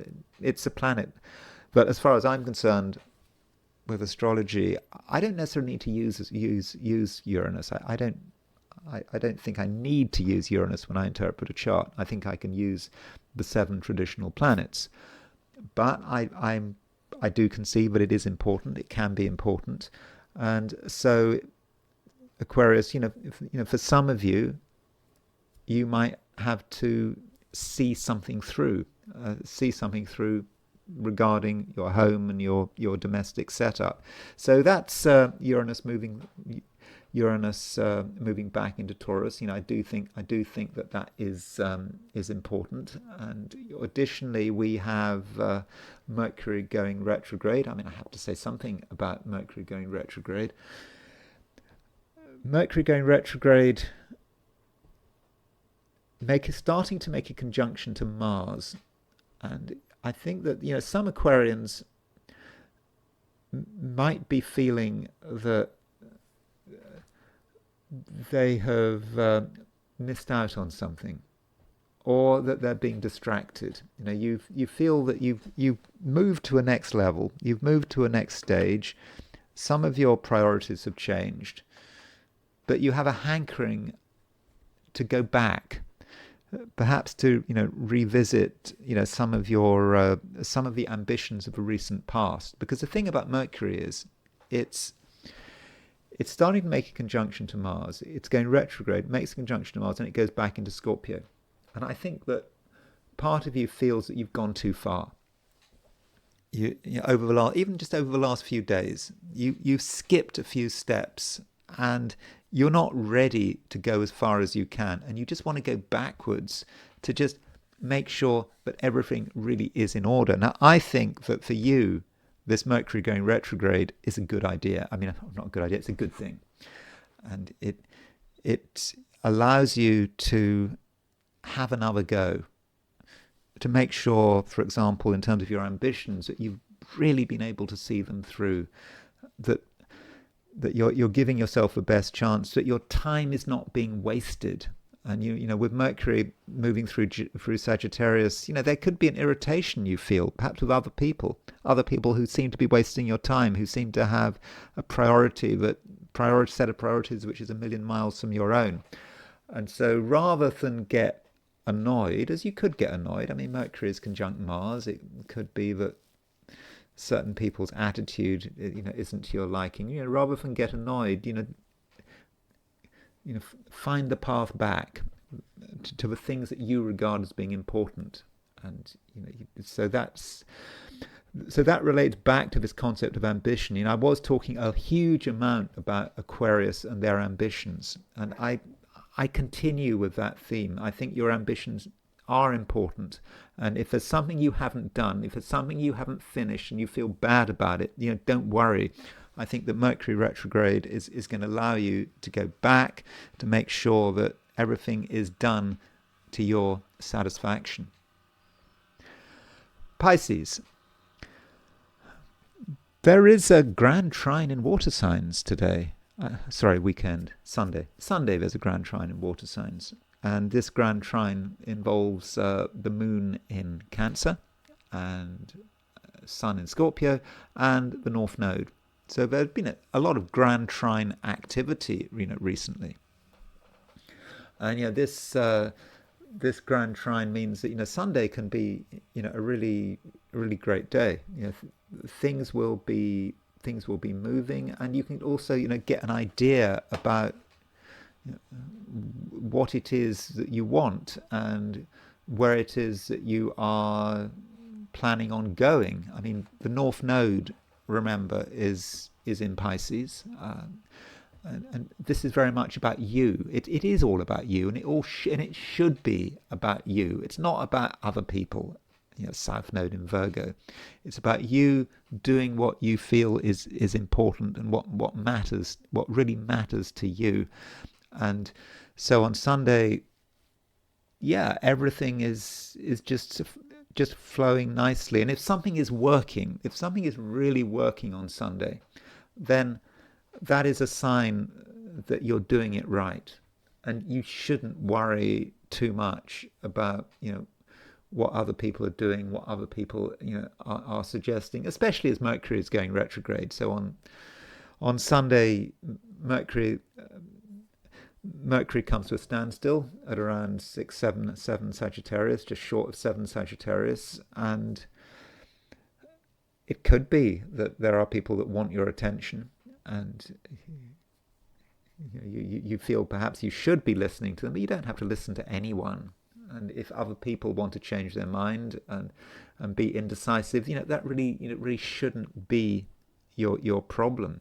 Now, Mercury going retrograde is important for another reason, though. I mean, not necessarily for the weekend, but you have to remember that Mercury goes retrograde in Sagittarius.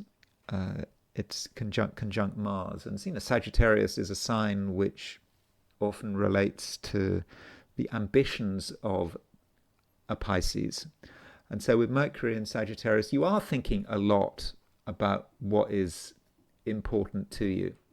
But with Mercury in Sagittarius, particularly Mercury conjunct Mars, I think there is a possibility of distractions here. Maybe this is what you've been feeling over the last few days. You're perhaps being pushed in directions you don't necessarily want to go to, or maybe you're being forced to have questions about your own ambitions, and this questioning process may not be entirely useful, because the trouble about Mercury in Sagittarius, is it's in its detriment, and it can be about ideas which seem appealing but which really are going nowhere, and just getting excited over nothing and wasting a lot of time. And so do not be distracted by Mercury going retrograde. And when Mercury goes back into Scorpio, which is quite soon, Mercury will go back into Scorpio on, I think, November the 19th. So Mercury goes back into Scorpio on the 19th, and that's probably going to be a good thing for you. You need a sense of perspective, and perhaps some of the pressure on you, especially when it comes to your direction, people telling you what to do, does need to be ignored to a great extent. I mean, you need to listen to, I suppose you do need to listen to people to a degree, but you don't want to take it too far. So if you find yourself having second thoughts and being concerned by what other people are saying, and if you're being told that you've got it all wrong, perhaps you should just ignore it, not worry about it too much. So those are my forecasts for the 12 signs, and now I want to look at things from the viewpoint of the I Ching. So I asked the question, what is the weekend going to be like for those watching the I Ching section of this video? And the first hexagram I got was hexagram number 44, which is coming to meet. Now, coming to meet does perhaps have indications of someone who is, very keen. They can be pushy. It might be someone symbolically who wants to get married. They want to be in a relationship with you. They want you to agree to their view of the world. And it's a dangerous meeting. It's a meeting where, if you're not careful, you could lose a lot of control, lose a lot of power. Someone might seem harmless, but as soon as they're given any position in your life, then they could really start to take over, and you might find that you have less and less control. So this is something that you really have to very much think about as you move into the weekend. And perhaps this links with the fact we've got a square between Venus and Pluto. Venus square Pluto is about control. It can be about control. People holding on tight, someone holding on tight, and they want you to do what they want, or perhaps it's you wanting them to do what you want. I mean, Venus square Pluto can work both ways. However, this hexagram, although on the face of it, it's unfortunate, it needn't be so bad. We have a bottom line moving, and with the bottom line moving, that suggests that there is an inferior element. That's how the I Ching likes to call it, an inferior element. It's someone who is not at our level, someone who is close at hand. Perhaps we are protecting them. They have somehow got into our confidence, and the question is, how dangerous are they? And I Ching is saying, no, they needn't be dangerous. So it's someone close to us who we need to be careful about, but we don't have to worry about them too much, provided we keep them under control. And the I Ching is saying that it's particularly important that we don't introduce them to anyone else. So, for example, if you're in contact with someone who you have your doubts about them, but you get on with them, they're not going to cause you much damage, don't introduce them to anyone else. Don't introduce them to other friends. Don't introduce them to your family. Because if you start to introduce them to other people, then they could get out of control. So if you're dealing with these kind of elements, then you need to keep them in their place. And if you can keep them in their place, it's going to be okay. And then the third line moves. And so with the third line moving, that that can represent a level of conflict. The third line is often a line about things not working out, and we have to be really very, very careful. But it's okay. Again, there's not going to be too much of a problem here, and the problem might be that we give too much away. But what saves us? What protects us? And what protects us with this third line is something bad happening. So it's almost like we are tempted to get into a situation which could be dangerous. We're ready to do it. We're ready to take the risk. We're ready to give something away. We're ready to get ourselves into a position where we could completely lose control. But something happens. For example, we agree to meet someone, and this meeting is not going to work in our favor.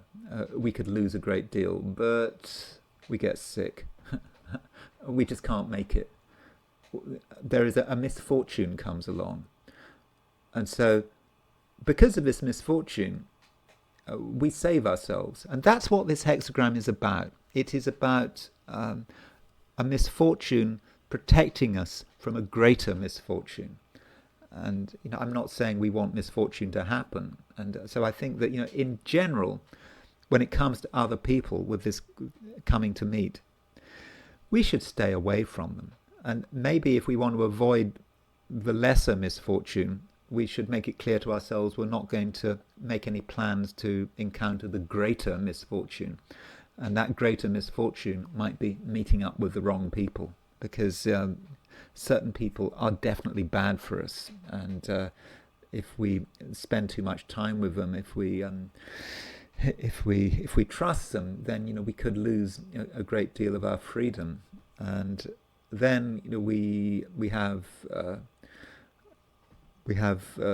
two moving lines, and because of those two moving lines, we move to a different hexagram, and we move to hexagram number 12, which is standstill. Nothing happens. That's it. And again, going back to that previous line, I talked about misfortune, the lesser misfortune protecting ourselves from a greater misfortune. Maybe this is it. In the end, this weekend is going nowhere, and that may not be a bad thing.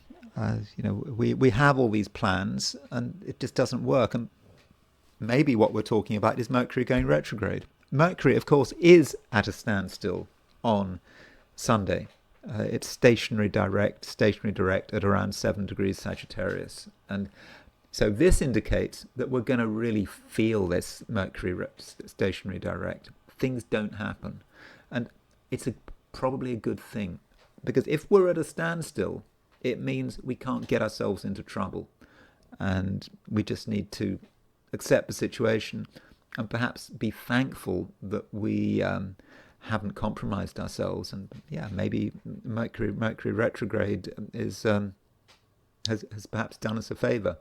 Although I'm not convinced that planets really influence us. That's not how astrology works. I think astrology is just reflecting what is happening, down here. It's not about influence. It's about one reflecting the other. As above, so below, as they say. So now let's turn to the astrology. I wanted to quickly start off with this announcement that Elise Stefanik made, that she wants to stand to be governor of New York. It's not that I find it particularly interesting. So Elise Stefanik has been in the news over the last couple of years. She was famous for interviewing or interrogating the presidents of those university was Harvard and whatever, over anti-Semitism, and it led to the whole sort of Claudine Gay thing, not taking responsibility for anti-Semitism on campus. She was famous for that. I think she was a pick by Donald Trump to be the ambassador at the United Nations, but she didn't become ambassador at the United Nations because Trump needed every Republican seat in the House of Representatives that he could get. And of course, if she stood down, then there was a danger that her seat might be taken by a Democrat, and that's not something that Trump wanted. So let's start with this announcement. I don't know the precise time of it, and it was around 6 in the morning, might have been 7 in the morning New York time. It was something like that. So if you are making an announcement, it's important that you get the planets right. And so she says she wants to be governor of New York. So here's a chart for the announcement, November the 7th, 2025, approximately 6 a.m. When I say announcement, this is the time when the YouTube video was put up. And, I think this is good evidence that she's not really thinking about it in an astrological way. I mean, the moon, I would not have said that the moon was particularly well placed here. I mean, the moon is in Gemini, 12 degrees Gemini, approximately. It's not going anywhere. I mean, it's going to eventually make a square to Saturn. I believe in the jargon, correct me if I'm wrong, if you're into traditional astrology, you might well be correcting me if I'm wrong. I believe the phrase is the moon is feral, and so Feral. So what a feral moon is that the moon is going nowhere. Now you might say, okay, the moon is aspected to an opposition of Mercury. Well, maybe it's my interpretation of feral. Maybe it's my sort of looser interpretation. What I mean by feral is the moon is not void of course, because in the end the moon will make a square to Saturn. But the moon, before it makes that square to Saturn, has got it's miles away. It's 17. Let me get that right. That's 5, 8. It's 13 degrees away. So the moon has got a long way to travel before it makes that square to Saturn. And so, it's not void, but it's still going nowhere. It's not going anywhere for a long time. And even if you do count that moon square to Saturn, well, that's not a happy ending to it. So that's one aspect of her declaring her candidature, but she's going to run. And, additionally, she's doing it when Mercury is about to go retrograde, which is, again, that's not great. I mean, you want Mercury to be in a good position if you're making some YouTube announcement, and here's Mercury coming to a standstill. It's in Sagittarius. It's in the sign of its detriment. It's conjunct Mars. So that doesn't look good. And additionally, Venus has just gone into Scorpio. I mean, I'm not saying she's not going to become governor of New York. I haven't even looked at it. I have no idea what her chances are. I assume her chances are not too good, but I don't know. I haven't looked at it. But the point is that on the basis of her announcement, it really seems to be ill thought out, unless she hasn't consulted the astrology of the matter, because the astrology of the matter, as far as I'm concerned, doesn't look too good. And quickly looking at Elise Stefanik's horoscope, this is a noon chart. I don't have her time of birth, and I just wanted to point out that she has her south node at 6 degrees Sagittarius. So Mercury was conjunct her south node. In other words, Mercury is going stationary direct on her south node, and I would suggest or suspect that this decision is not really in keeping with what she should be doing. I think it's probably the wrong thing to do, almost certainly the wrong thing to do. But maybe we'll be looking at her bid to be governor of New York at a later stage. But maybe not. Maybe it's not really of any great interest. And so now I wanted to look at Uranus moving back into Taurus. And so here is the chart of Uranus moving into Taurus. So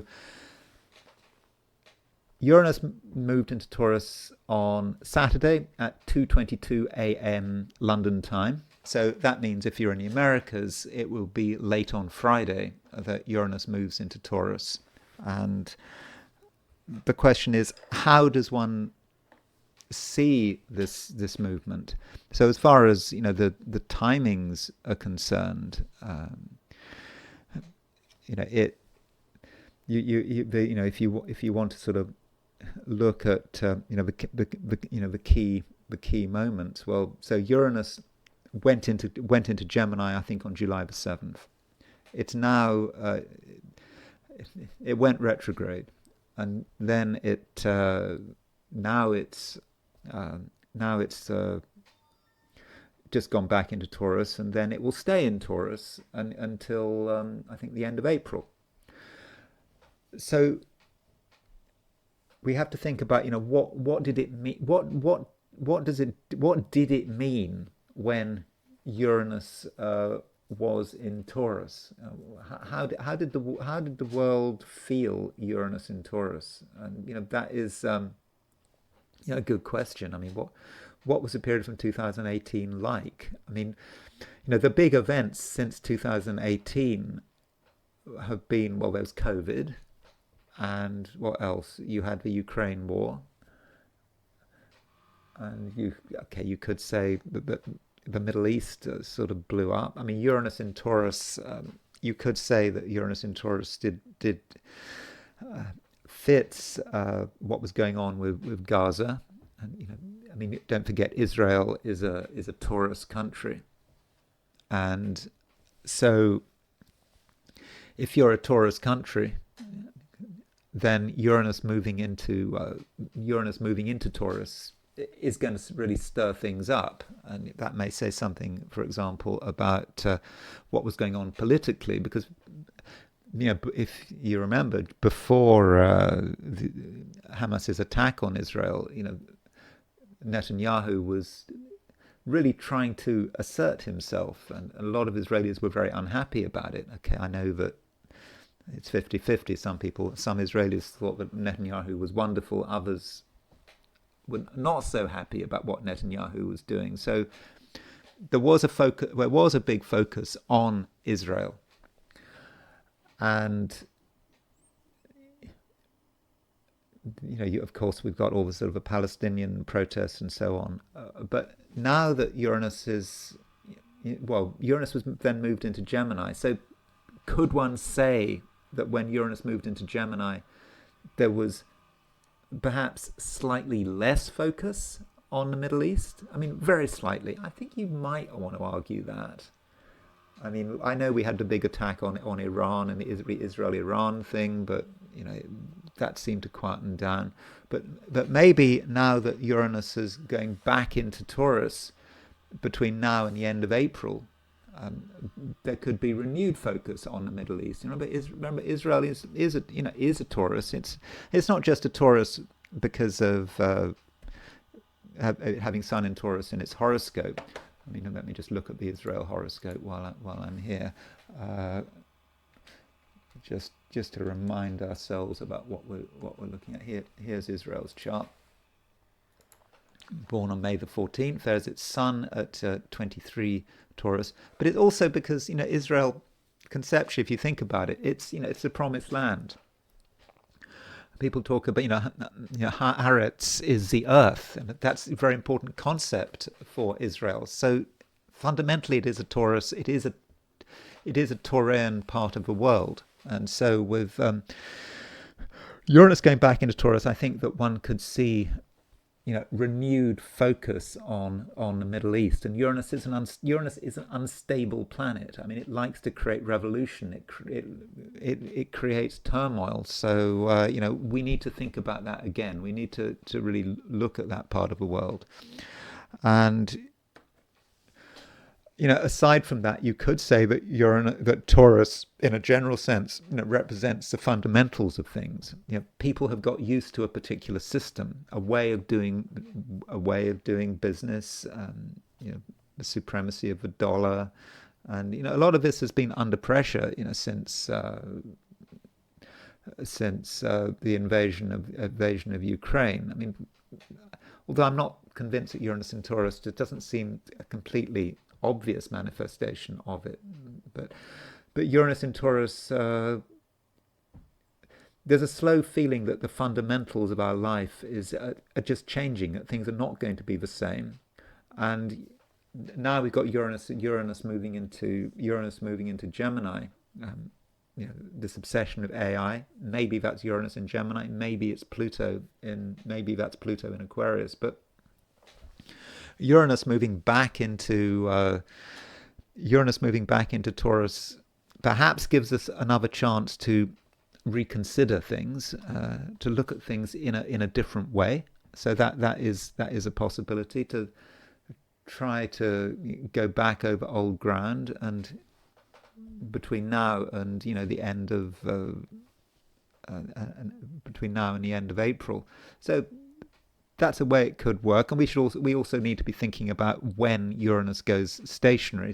Uranus goes back into Taurus, and I think it goes back as far as about 27 Taurus, and so that Uranus stationing. Let me just tell you when that Uranus goes stationary. I think it does. It does matter. So Uranus goes stationary.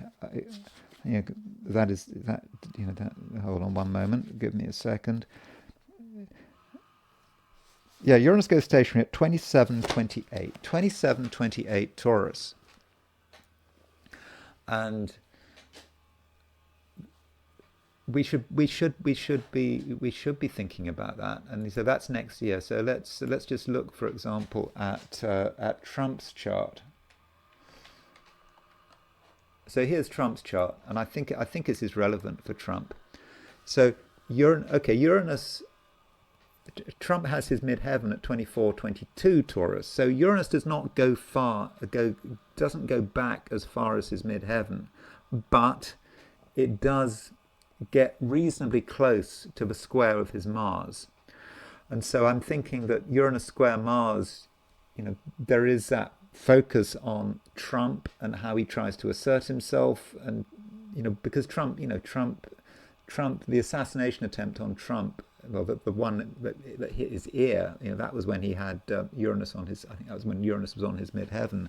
So Trump is put under a fair amount of pressure now, with increasing pressure as Uranus moves back into Taurus. Doesn't get all the way there, and when you think about Trump, you might also want to think about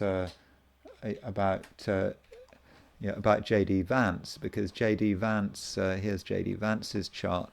J.D. Vance has his ascendant at 27 Leo. So Trump's Mars is right on J.D. Vance's ascendant, and so Uranus will go stationary direct next year, square Vance's ascendant. So maybe we need to look at the sort of interplay between Trump and Vance. And I do believe that Trump and Vance may at some level be disagreeing with each other. I don't think they have the same views on particular subjects. I think that Vance recently said that the focus should be what's going on in America.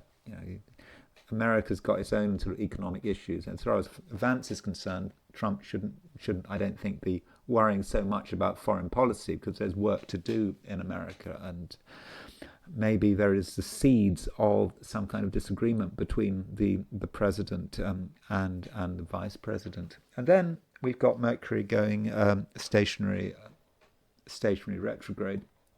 So here it is. Here is the moment Mercury goes retrograde. It's on Sunday at 7:01 p.m. London time. So if you're in Australia, New Zealand, then Mercury won't go stationary retrograde until early on Monday.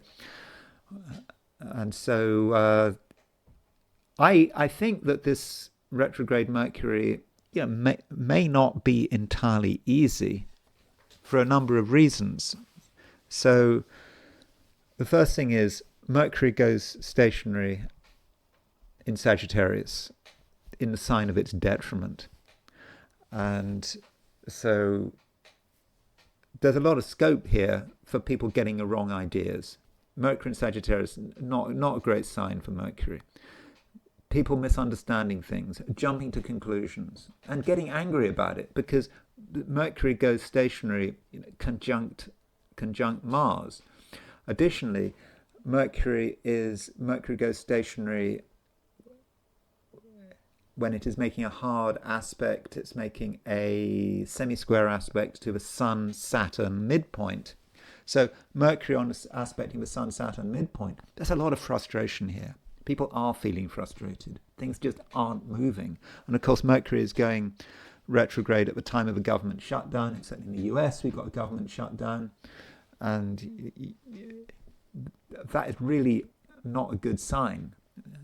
You'd kind of expect the government shutdown to maybe happening, as Mercury goes retrograde. But the government's already shut down, and Mercury's gone retrograde, so that's going to make it even worse because it's going to make it more difficult to reach an agreement. I'm not saying that there won't be an agreement, but you can imagine people having these discussions in Washington with Mercury retrograde, Mercury in Sagittarius, Mercury conjunct Mars.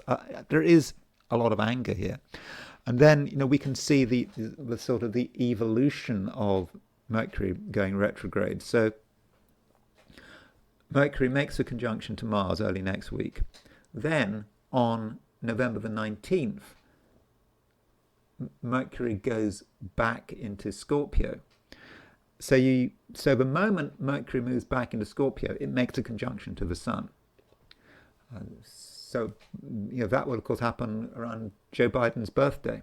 So if we're thinking about Joe Biden, I don't know what Joe Biden is doing. I don't know what his health is like, but having that Mercury-Sun conjunction, on his Sun, on his birthday, is something that we should perhaps be paying some attention to.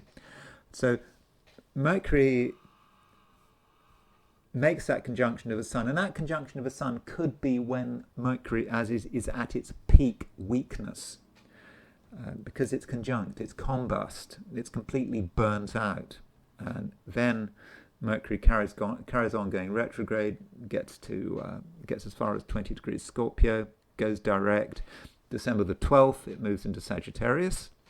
Then on December the 16th, 17th, it gets back to 7 Sagittarius. And that can be an important point because that's when the motion is over. So Mercury went direct, went stationary retrograde at 7 Sagittarius, goes backwards, and then December the 16th, 17th, it returns to where it started its retrograde motion. And that's when the whole retrograde saga, is finally over.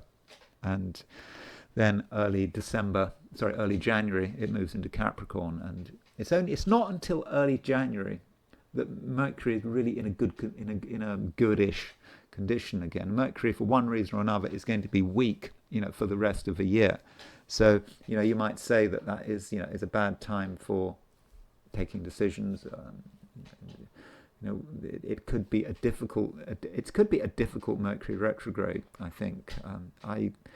I'm not saying that it's necessarily going to affect anyone, in particular.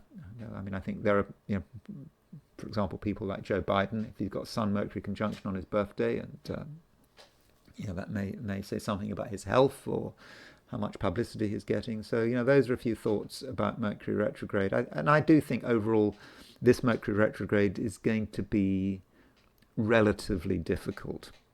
So that's it. That's everything I have to say about the weekend. I hope you enjoyed this video. If you did enjoy this video, I'd be very grateful if you were to like it. If you're not subscribed, I'd be super grateful if you were to subscribe. If you want to buy me a coffee, there's a link in the description. And I will talk to you again very soon.